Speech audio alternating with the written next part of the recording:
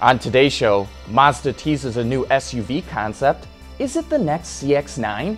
V8 engines are making somewhat of a comeback, and US exports to China are booming.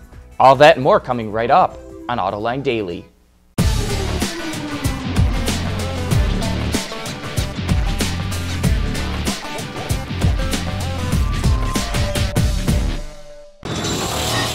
This is Autoline Daily for August 10th of 2015.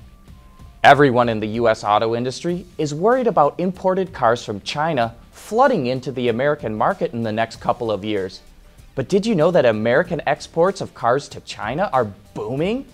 They shot up 50% in 2013 and another 31% in 2014. Many of those exports include BMWs and Mercedes-Benz's made in the USA. In fact, the Mercedes R-Class is only sold in China even though it's exclusively manufactured in the US, now under contract with AM General, the same company that used to assemble Hummer H2s for General Motors. What makes these exports all the more impressive is that China slaps a 25% import tariff on all vehicles. But that has not stopped Chinese consumers, at least not until now. With China's car market slowing far faster than anyone expected, these export numbers may not look so rosy by the end of the year. Mazda revealed a sketch of an SUV concept it will unveil at next month's Frankfurt Auto Show. Called the Koru, which means exceed or go beyond, it looks like it could be the next CX-9. What do you think?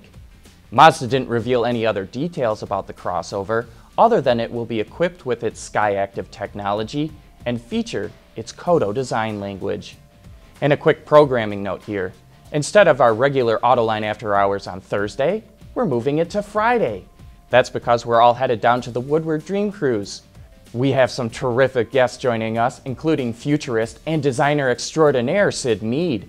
Backed by popular demand, Jim Hall will be in the house. Also on the program are Mark Trossel, the head of design at Dodge and SRT, and Tricia Hecker from Mopar. Then Mark Phelan from the Detroit Free Press is taking us on a tour of historic emergency vehicles. So join us on Friday afternoon for the biggest car show in the world, cruising down Woodward Avenue in Detroit. Coming up next, did you know automakers can save thousands of dollars making cars in Mexico? And it has nothing to do with cheap labor.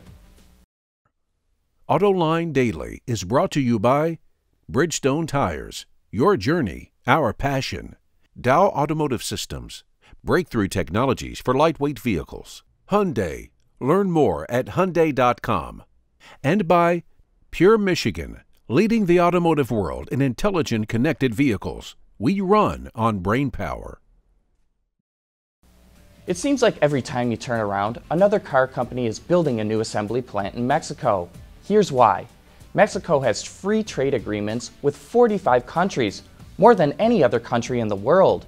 If you manufacture cars in Mexico, free trade can save you a boatload of money.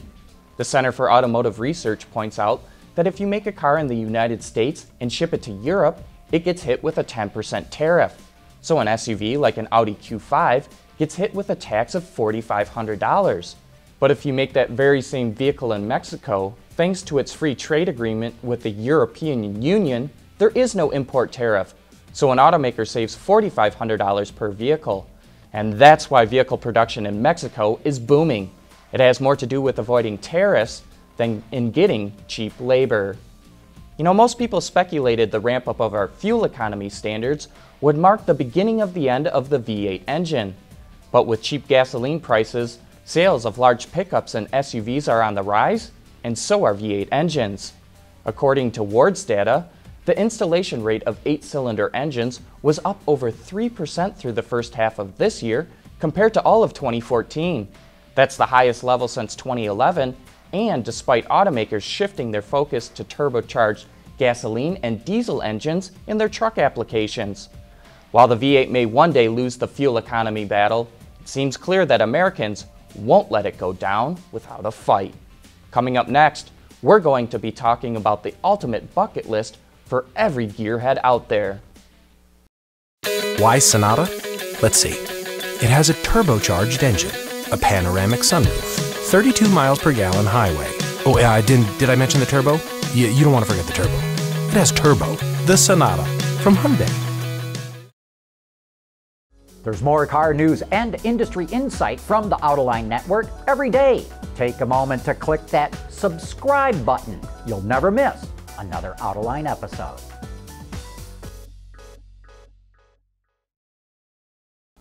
There are many ways to experience a classic car: at an auction, a museum, a car show, or a concours. But which should you actually go and see for yourself? On Autoline After Hours, we were joined by Jason Fogelson, the author of the book, 100 Things for Every Gearhead to Do Before They Die. And in the following clip, he talks about which one people should experience first. I'm a really big fan of museums because it's a curated experience. And so I think if you want to learn and experience the history of something and really get something that's authenticated by experts, I think a museum is a great pathway into cars.